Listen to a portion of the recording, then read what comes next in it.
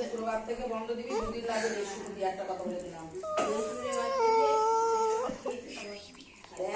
তিনজনের পরীক্ষা, কাল থেকে লেগে যাবে।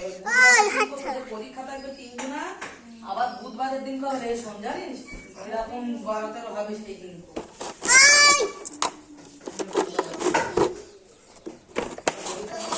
আবার আমি ওইদিকে সারাদিন যাবো।